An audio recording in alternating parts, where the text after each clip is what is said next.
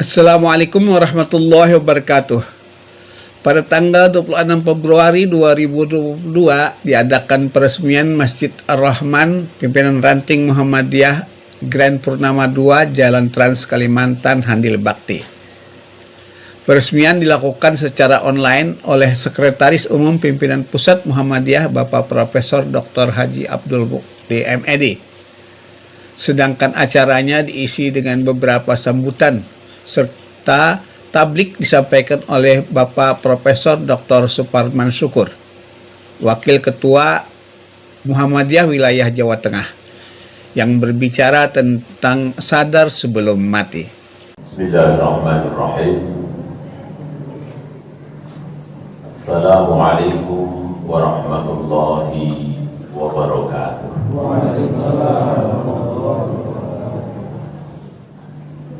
Alhamdulillahi rabbil alamin, alladzi khalaqal insana ahsana taqwim wa hadahum ila sabilil muhtadin, arsyadahum ila sabilil mursyidin, an'amahum ni'man wafir, thumma adkhalahum jannatan na'im. Asyhadu an la ilaha illallah wahdahu la syarika lah, wa asyhadu anna Muhammadan abduhu wa rasuluh la nabiyya ba'dah. Allahumma salli wa sallim wa barik ala Muhammadin wa ala alihi wa sahbihi ajma'in. Amma ba'd.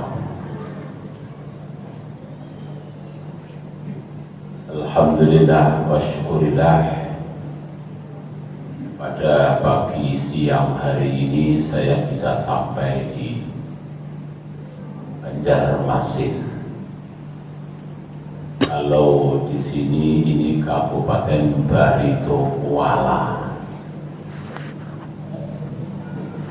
Yang saya hormati, tentu saya mengambil struktur yang berbalik.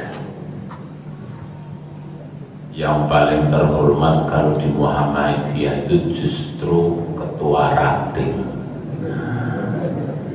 Jadi yang paling terhormat justru ketua ranting, yang dipegang oleh Profesor Dr. Kiai Haji Ahmad Khairuddin MA, yang ada bersama kita hari ini. Itu paling tertinggi. Bukan karena saya berada di sini karena beliau ketua rantingnya, tapi di mana-mana saya di Muhammadiyah yang saya hormati pertama itu ketua ranting. Mengapa? Mereka justru ibaratkan akar yang menembus tanah. Kalau bahasa Jawa itu yang blepotan. Blepotan kalau bahasa Kalimantan tidak tahu itu. Jadi masuk ke semak-semak belukar kan blepotan, kakinya basah, kena lumpur dan lain sebagainya. Itu yang dilakukan oleh ketua ranting. Naik dari ketua ranting cabang, itu sudah jalannya aspalan kan itu Pak. Dan gitu toh, tidak beledokan di kampung, tidak. Naik pimpinan daerah, sudah di tengah kota kabupaten, wilayah provinsi, ya, apalagi PP, hotel berbintang. Jadi yang paling terhormat dan pahalanya paling banyak adalah yang di ranting. Jadi yang saya hormati pimpinan cabangnya dan bapak-bapak, ibu-ibu semuanya yang ada, seluruh ortum yang ada, Aisyah, Nasiah dan lain sebagainya. Lalu tentu di sini ada pimpinan cabang daerah, lalu pimpinan wilayah, dan kemudian juga saya sangat berbangga bahwa Muhammadiyah bisa menyatu padukan antara rakyat dengan umara pemerintah.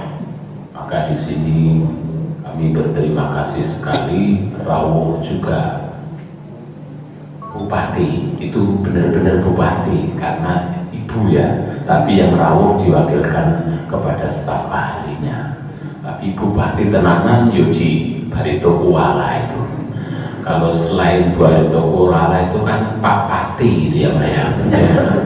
Nah itu kami bersyukur sekali, dan juga dari dapat Kementerian Agama, dari kepolisian, dari juga Tentara Nasional, dan dari seluruhnya, tidak saya sebut satu persatu. Kita bersyukur bahwa hari ini kita meresmikan, dan tadi sudah diresmikan oleh Profesor Dr. Kiai Haji Abdul Mukti MID, Sekretaris Umum Pimpinan Pusat Muhammadiyah di Jakarta. Kenapa tadi dikatakan murid saya? Karena dulu beliau mengajar dan menjadi mahasiswa di UIN Wali Songo Semarang. Tapi karena beliau melesat langsung ke Jakarta, menjadi cepat naik pangkat di Jakarta, maka kita tetap ada di wilayah Jawa Tengah. Alhamdulillah, yang selanjutnya bahwa di perumahan Ranting atau di perumahan yang baik sekali namanya adalah Gen Purnama. Di sini dua, berarti ada Gen Purnama 1. Alhamdulillah ini mendapatkan wakaf yang telah dibangun oleh Bapak Nabhan, dan beliau pasti masuk surga. Amin ya Rabbal Alamin.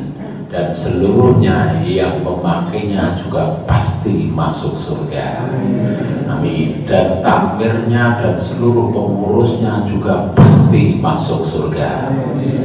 Dan yang rawuh di semuanya di sini, termasuk salam kepada Bu Bupati dengan yang mewakili Bu Bupati, pasti masuk surga. Tapi tadi nggak boleh Bu Bupati, berarti ibunya. Jadi bupati pasti masuk surga, apalagi ketua rantingnya itu yang yang mengadakan acara hari ini. Jadi kita bersyukur. Kenapa saya katakan pasti masuk surga? Lah jelas di dalam Al-Quran tadi sudah disampaikan tentang masjid oleh Profesor Mukti. Yang kedua dalam surat At-Taubah, la masjidun ussisa ala taqwa. Masjid ini telah dibangun berupa wakaf dan usaha dari semuanya berdasar atas ketakwaan, berdasar atas keikhlasan, berdasar atas keridhaan Allah. Maka kalau sudah ketemu antara ketakwaan, keridhaan dan keikhlasan, ya otomatis Pak, mereka itu adalah surga. Rasulullah SAW suatu saat itu memerintahkan Mu'adz bin Jabal untuk pergi ke Yaman Selatan. Yaman Selatan itu kalau kita bayangkan, ya selatan Mekah, selatan Baitullah, daerah Yaman yang agak tandus. Lalu sebelum berangkat, Mu'adz bin Jabal itu datang kepada Rasul minta untuk disangoni, kalau bahasa Jawa, untuk diberi nasihat wasiat. Lalu nasihat wasiat sangunya itu Rasulullah mengatakan, akhlis dinaka yakfikal amalul qalil. Sekali lagi, akhlis dinaka yakfikal amal qalil. Wahai Mu'adz, ikhlaslah kalian di dalam berdakwah, ikhlaslah kalian dalam beribadah, ikhlaslah kalian dalam berwakaf, ikhlaslah kalian dalam menuntut ilmu, ikhlaslah kalian dalam berbagai hal. Maka Rasulullah mengatakan, yakfikal amal qalil, cukup bagimu meskipun amalmu dianggap manusia itu kecil. Amal dianggap oleh manusia itu kecil. Standarnya tadi ikhlas. Nah, apalagi bab nambahan ini bukan kecil, amal besar. Rasulullah tadi mengatakan akhlis dinaka, ikhlaslah di dalam beragama melalui amal meskipun kecil. Yang kita cukup untukmu untuk tangga masuk ke dalam surga. Amin ya rabbal alamin. Maka saya bisa memastikan bapak-bapak, ibu-ibu yang ada di atas itu semuanya datang ke sini tadi, saya yakin pasti diniati dengan keikhlasan. Maka bisa bertahan cukup lama. Sudah agak capek duduk belum, Bu? Iya, jadi sudah capek duduk atau belum? Kalau ibu-ibu, kalau bapak-bapak enggak, saya tanya bisa silo itu sila. Ini apa bahasa sini tidak tahu, Pak. Ya, bersila itu ya, bisa juga selonjor, bisa begini begitu. Kalau ibu-ibu kan jaritan atau pakai saya rodo sempit sehingga agak terhimpit begitu toh. Nah itu kan rasanya juga, tapi saya melihat dari tadi tidak ada yang jengkar berdiri untuk pergi. Inilah maka karena itu saya berani mengatakan bahwa semuanya yang datang di sini, baik yang di luar di dalam petugas, semuanya adalah mukhlisun. Yang kata Allah lagi melalui hadis qudsinya. Hadis qudsi berarti kalamullah tapi dibawa oleh Rasulullah. Barang siapa datang ke masjid lalu mendengarkan ceramah, zikir, baca Quran dan lain sebagainya, maka Allah langsung mengutus Jibril alaihi salam untuk mengabsen, Pak. Jadi Pak Dinan sudah diabsen dan sudah sampai ke daftar absen dibawa oleh Jibril. Sudah balik Jibril tadi. Tadi saya lihat Jibril sudah balik lagi. Setelah dimulai acara, Jibril kan absen satu persatu. Ada yang datang terlambat, tidak apa-apa, tapi kita absen semuanya. Itu sudah tadi. Setelah itu Jibril laporan kepada Allah. Lalu Allah akan memberi apa? Hafat alaihim rahmah wa ghassat lahumul. Jadi Allah akan memberikan perlindungan kepada mereka dan akan mengucurkan rahmat yang demikian banyak. Maka tadi tidak salah yang dikatakan oleh Bapak Ketua Ranting Profesor Dr. Haji Ahmad Khairuddin MA bahwa masjid ini nanti akan menjadi tempat mengadu. Yang tidak bisa menyimpulkan mengadu ke masjid. Yang mungkin agak-agak kesulitan mengadu ke masjid. Yang ada pertengkaran bapak ibu, wah ini jangan sampai loh ya. Jangan sampai ini pertengkaran bapak ibu, jangan sampai. Itu mengadu ke masjid. Terus yang ingin ilmu mengadu ke masjid. Tapi satu tadi saya sebutkan baru, yang ingin mengadu karena kebanyakan uang datang ke masjid. Itu mengadu kebanyakan uang. Nah, ini ada nggak? Ada loh. Jadi orang mengadu kebanyakan uang, menggunakan uangnya sudah bingung. Ini ada yang menggunakan uang saking banyaknya uang bingung. Mau beli apa sudah punya. Mau makan apa semuanya sudah. Lah sudah, apalagi kalau zaman sekarang umur 50 tahun kan, kalau kita datang ke lab, kurangi ini, kurangi itu, kurangi ini, kurangi itu, betul ya?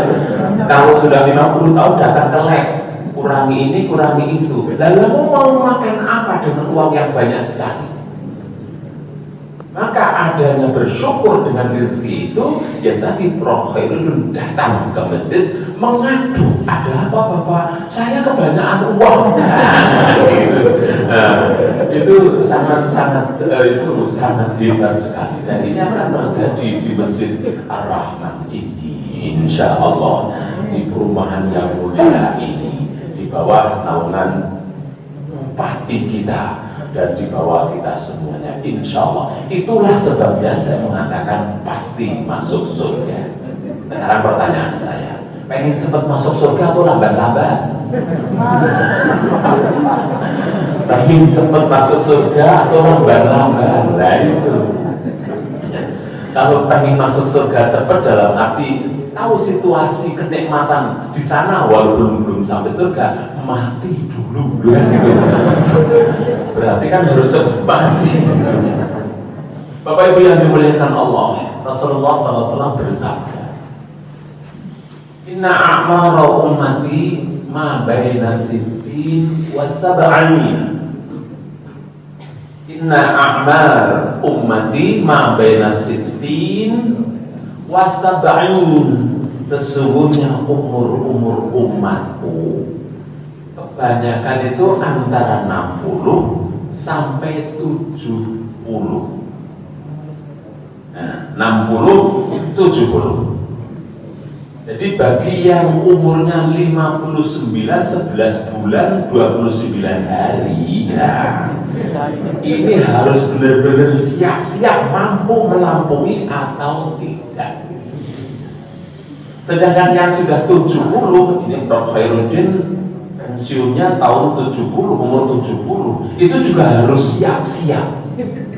Tapi ada yang lebih sedikit dari 60, ada yang lebih dari 70. Ning kolil, kalau bahasa Jawa ning itu tapi loh, tapi dikit. Maka Bapak Ibu yang dimuliakan Allah, kembali kepada Mu'adz bin Jabal tadi. Rasulullah memerintahkan Mu'adz bin Jabal, dalam benar Rasulullah disampaikan kepada Mu'adz, mumpung diurip. Mumpung diurip bahasa Jawa lagi karena saya orang Jawa murni. Mumpung masih hidup. Tapi kalau ceramah di orang Jawa kok mumpung masih hidup kurang fasih. Mumpung diurip. Nah, itu. Jadi konsep mumpung diurip, tolong itu konsep istilah yang gampang dipahami, neng sulit dibuktikan kenyataan yang sebenarnya.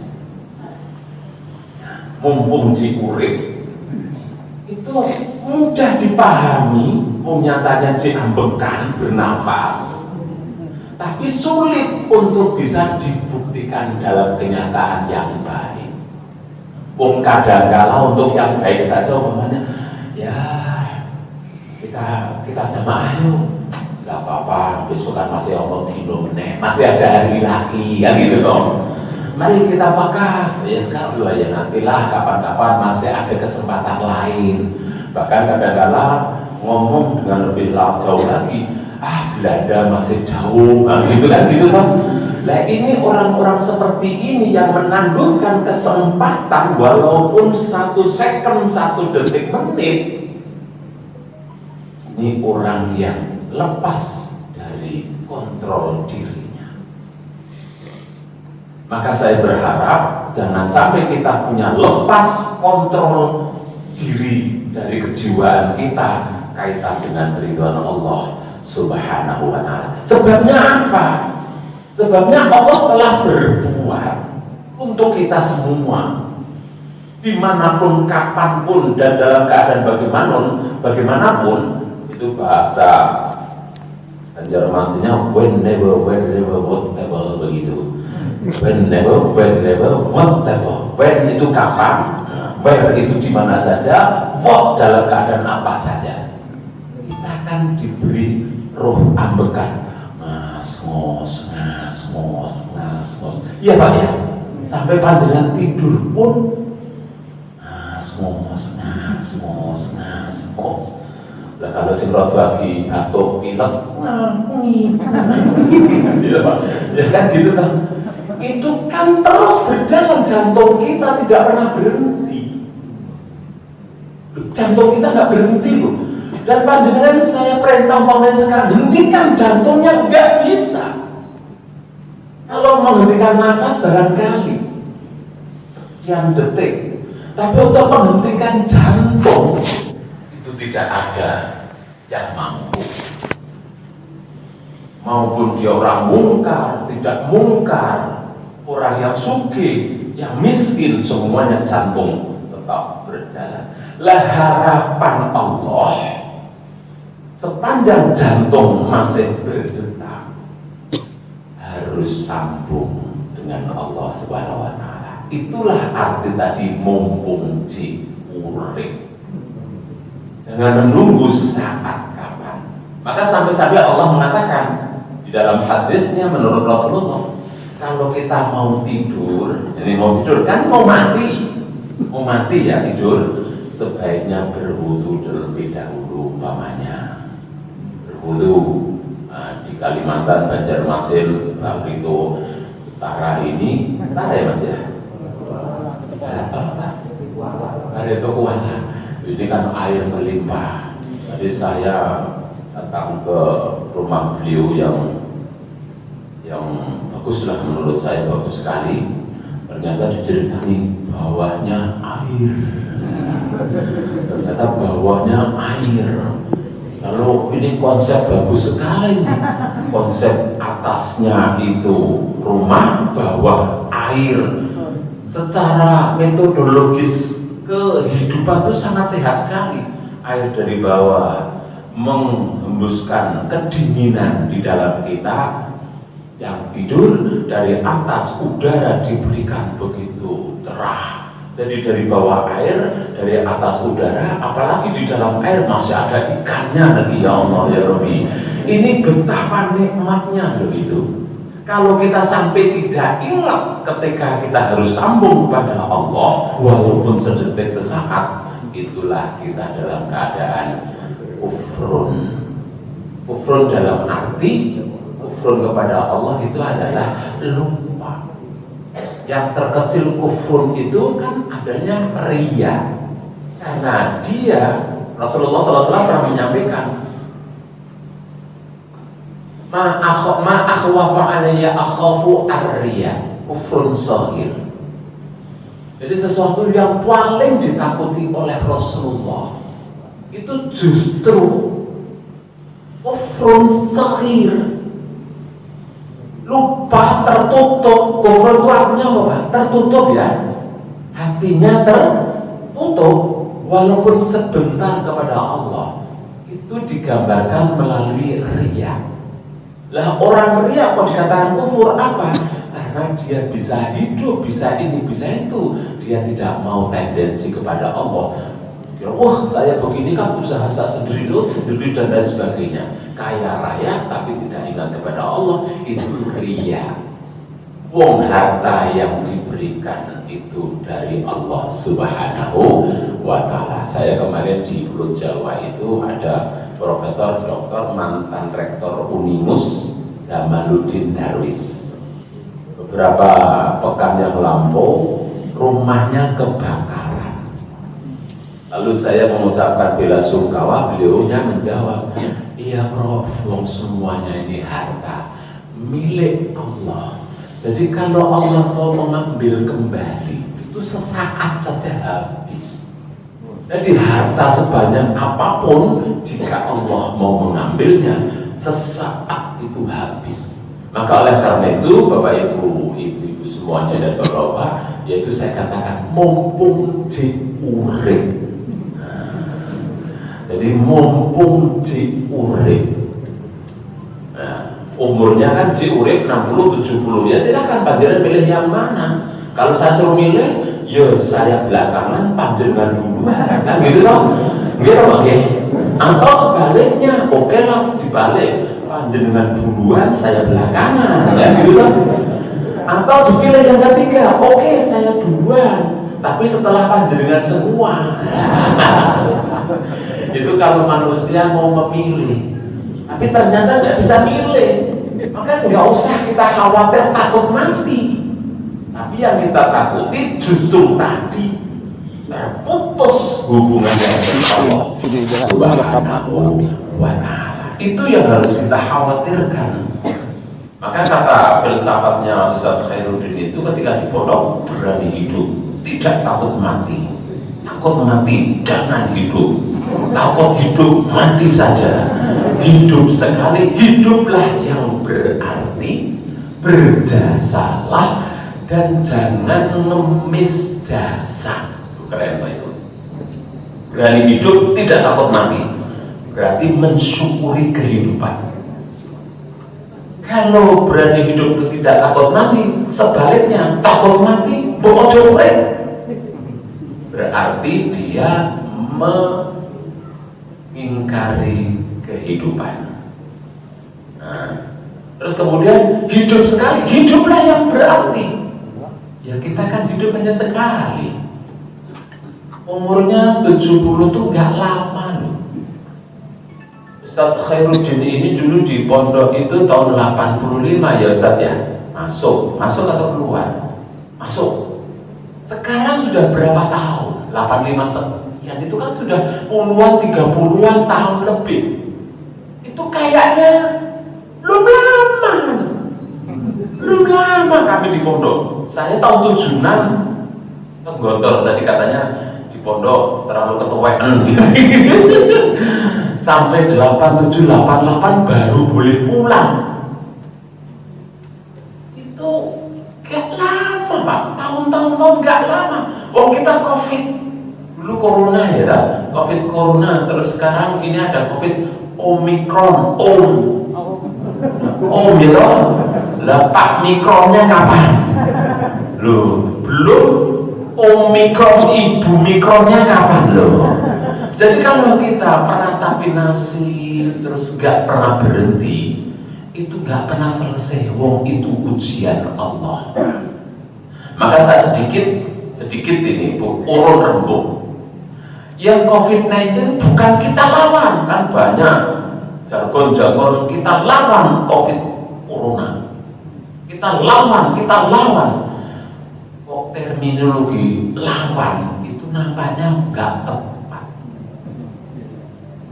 Wong Corona itu makhluknya Allah, dicipta oleh Allah.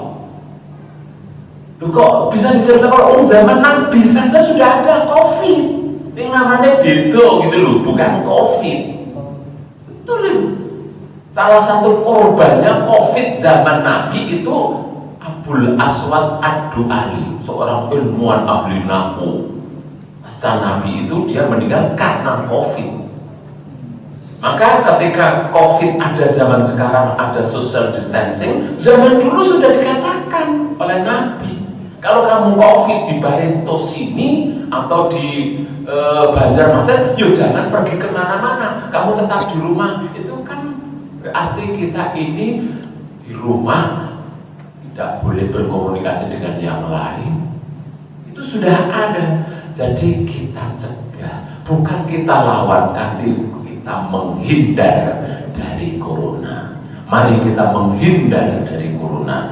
Jangan melawan, gak bakal mati kok COVID itu, gak bakal mati. Wong itu buatan Allah. Maka kalau kita berusaha menghindar, Allah akan memindahkan ke tempat yang tidak berhubungan dengan manusia. Maka doanya, ini doanya, Allahumma kshif 'annal bala wal waba wal fahsya wal munkar wal fitan wal mihan ma dhahara minha wa ma batana min baladina Indonesia wa min buldanil muslimina ammah. Itu doanya, ya Allah ikshif, itu hindarkan, ikshif anna, apa itu istilahnya, sisihkan, hindarkan COVID kita dari corona. Dan juga dari akibat-akibatnya. Akibat corona banyak sekali kok. Kalau dalam ayat, bukan ayat tadi, hadis tadi itu isyifanal bala wal waba wal fahsya. Ini akibat dari corona. Fahsya itu perilaku manusia yang tidak manusiawi. karena tersebab oleh kekurangan uang atau ini itu. Jadi kecemburuan antar sesama muncul, itu fahsya. Wal munkar, kemungkaran juga banyak sekali. Di mana-mana terjadi kemungkaran karena Covid juga. Wal fitan wal mihan, fitnah-fitnah juga banyak sekali. Sekarang ini saling memfitnah antara satu dengan yang lain karena COVID-19 juga. Tapi kalau kita sadar bahwa COVID-19 ujian Allah, wa basyiris sabirin, insya Allah Allah akan memberikan kegembiraan bagi kita yang bersabar. Jadi untuk menahan COVID ini, teori religius yang paling utama as-sabru, sabar dengan berusaha proses kesehatan. Nggak usah kadang-kadang merasa prokos-prokosan, itu juga nggak boleh. Loh, ini usaha manusia kok. An-nasu bitafkir, manusia berpikir, menciptakan, membuat ini itu aturan. Allah bitakdir, Allah lah yang akan menentukan. Nah, kalau kita berpikir seperti ini, enak kita dalam hidup, dalam keadaan apapun. Berarti berpikir positif. Dalam surat Al-Quran dikatakan, kalau nggak salah surat Al-Dhariyat, a'udzubillahi minasyaitonirrajim, innal muttaqina fi jannatin wa 'uyun akhirina ma atahum rabbuhum in kanu qabla dzalika muhsinin. Sesungguhnya orang yang bertakwa bakal dimasukkan ke dalam surga. Syarat rukunnya, kita bertakwa masuk surga, syarat rukunnya akhirina ma atahum rabbuhum in kanu qabla dzalika muhsinin. Bahasa lugasnya adalah positive thinking. Jadi kita dalam menjalankan hidup positive thinking. Dalam bahasa mahfudhatnya juga husnudzon, jangan suudzon. Nah, kebetulan kita hidup di dalam rumahan bersama banyak orang, harus husnudzon terhadap siapapun yang namanya manusia. Tidak peduli agamanya apa, duitnya piro, jabatannya apa, suku mana, bangsa mana, tidak urus.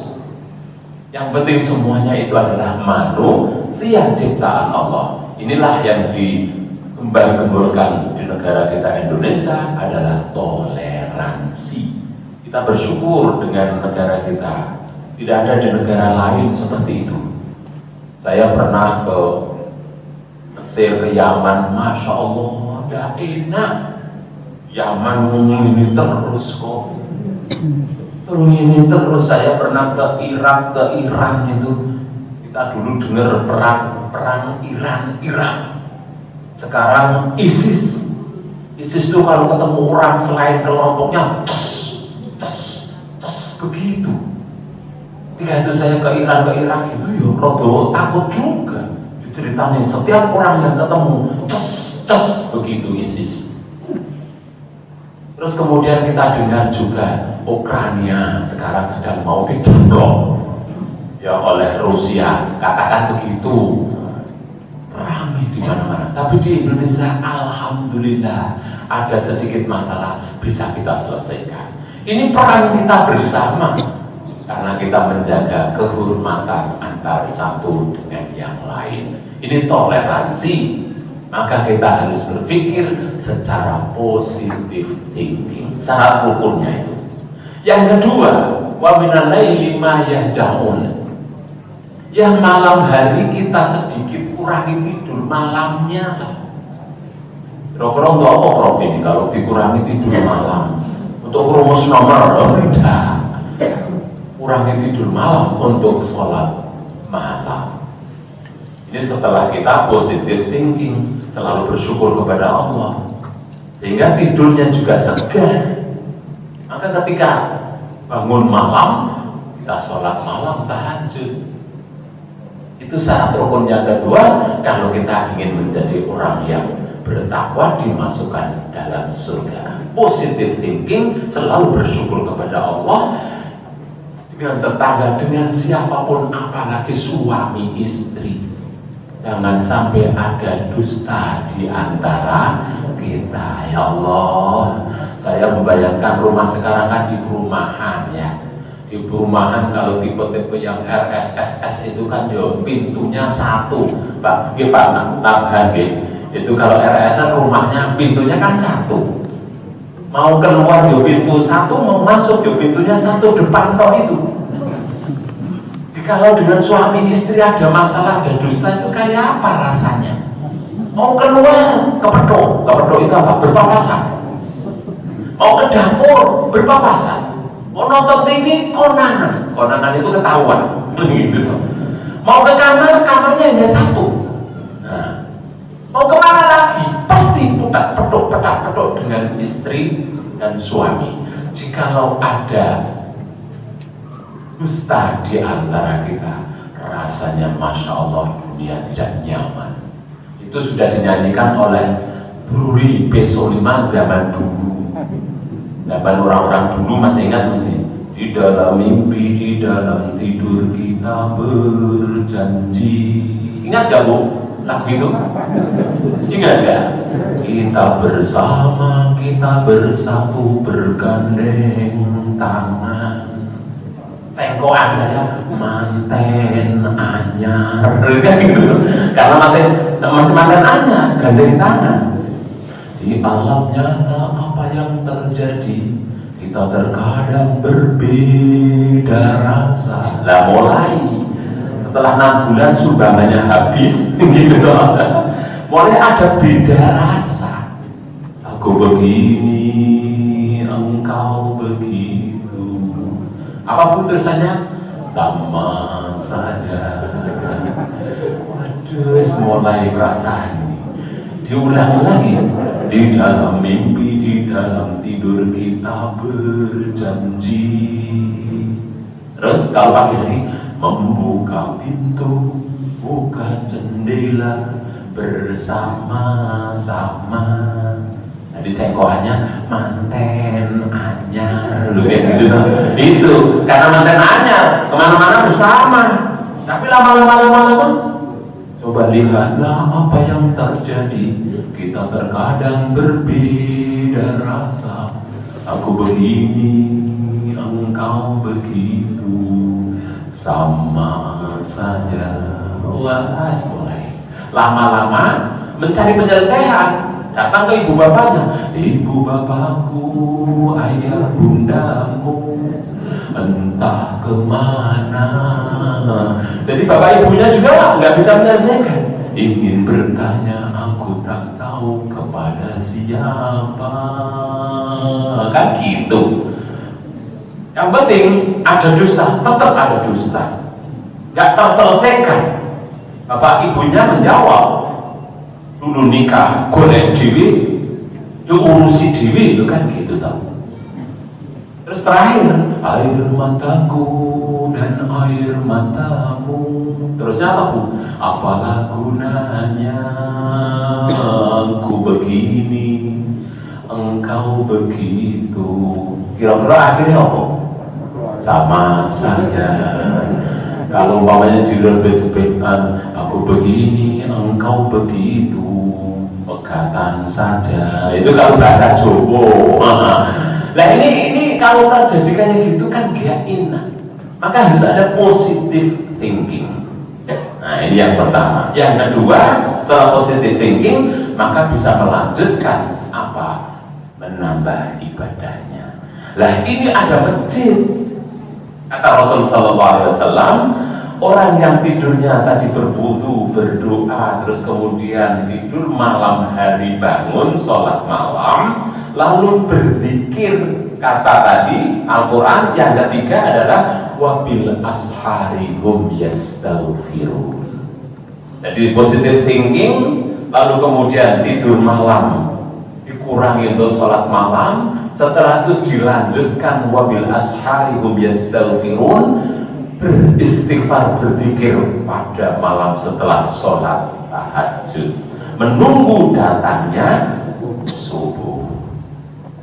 Nah, kalau masih malam, sunnah Rasulullah tidur lagi boleh. Kalau tidur lagi, umpamanya pagi bangun, alhamdulillah. Tidak bangun, yo alhamdulillah, kan gitu. Wong kita pasrah kepada Allah.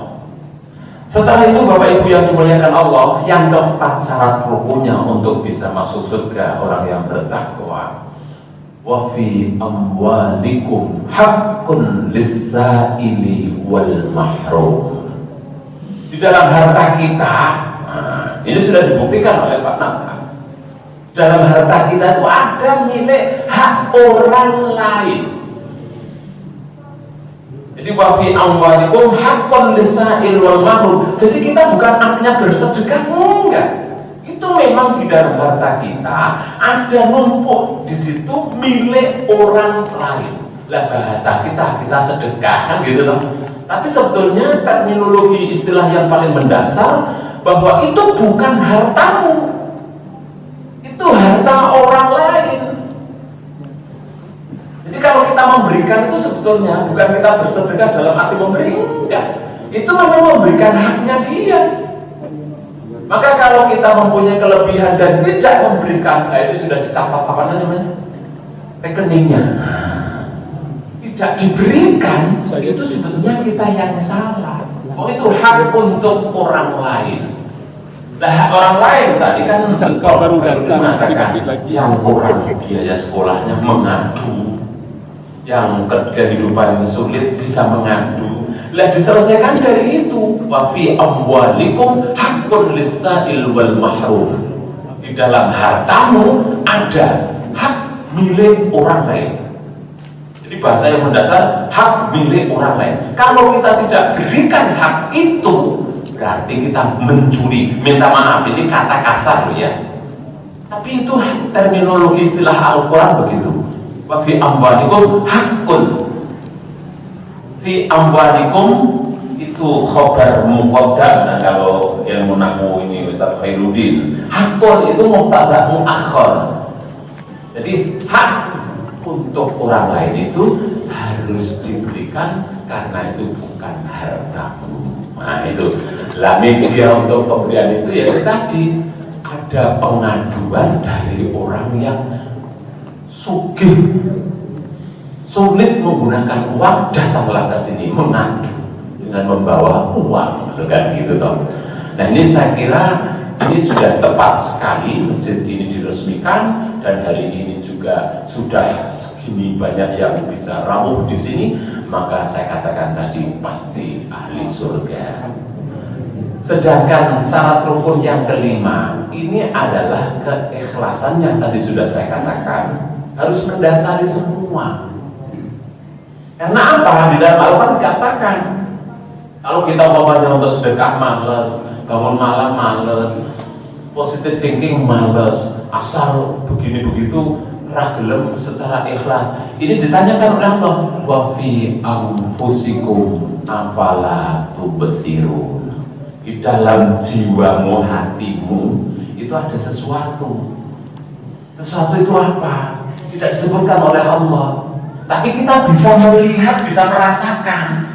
Gampangnya sesuatu itu adalah jiwa, hati. Terus saya pernah ngisi ceramah Ramadan di Rumah Sakit Karyati Semarang. Yang hadir itu para dokter. Terus para dokter semuanya dokter-dokter lah. Saya tanya pada para dokter karena saya nggak paham. Ada ayat mengatakan wa fi anfusikum afala tubsirun.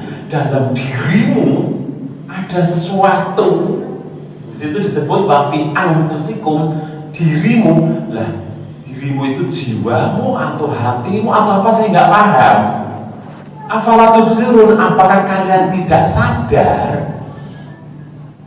Nah, sekali lagi, jadi panjenengan ada satu ayat mengatakan wa fi anfusikum afala tubsirun, pada dirimu ada sesuatu quote and quote, saya tidak bisa menyebut apa. Apakah kamu nggak pakai sesuatu itu untuk menjalankan hidup di dunia dan menuju pada akhirat?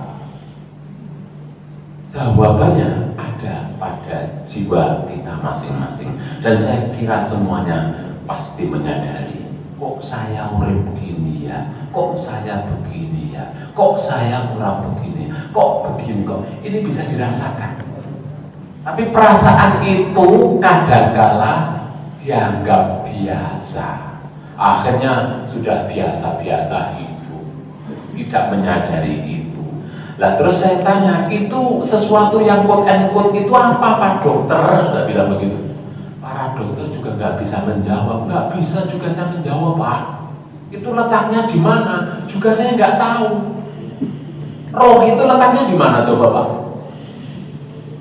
Roh itu di mana letaknya? Coba Pak. Apa di kepala kita, roh kita? Nggak tahu juga. Atau di dalam dada kita, roh kita? Nggak tahu juga. Atau di mana? Nggak tahu. Terus saya saking bingungnya saya menjawab, roh itu terletak di leher Pak Dokter. Loh kenapa di leher?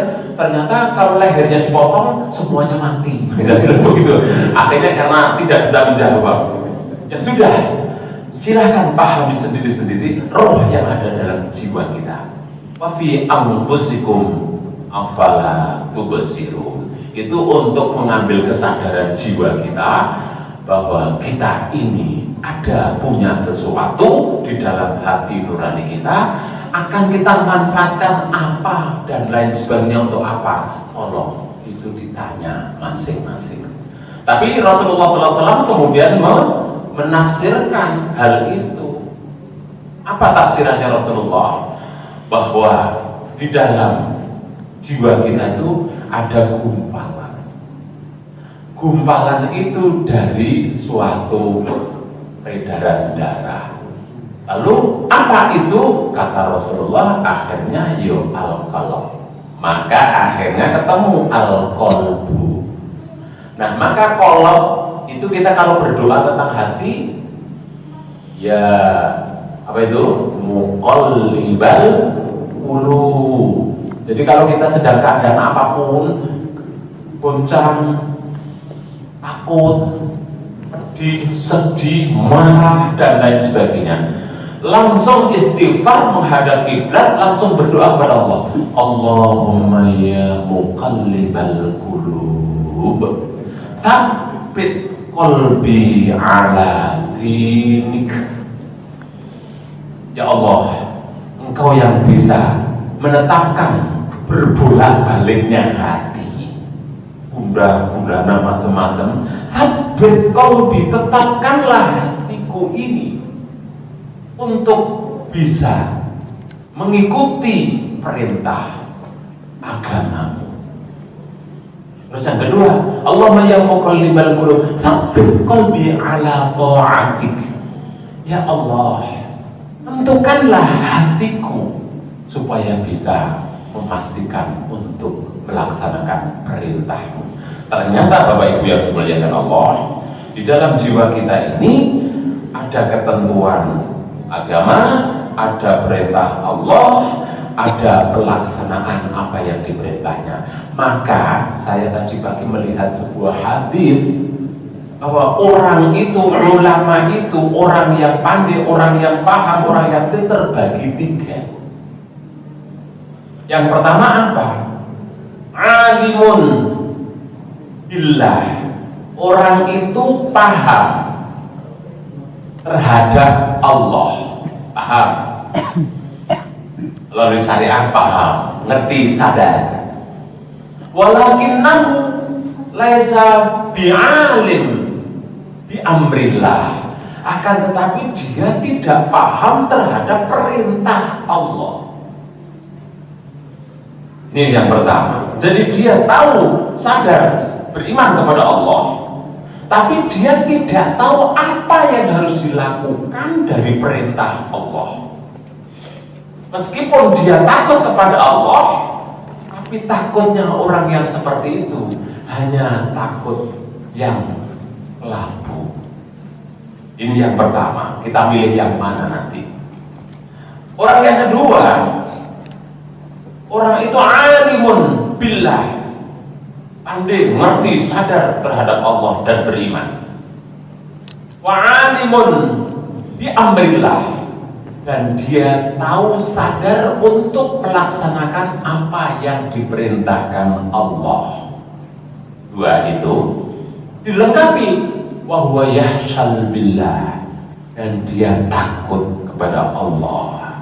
Karena banyak orang beriman, punya ilmu tentang syariah, sadar, dan dia tidak takut kepada Allah. Ini banyak orang pinter,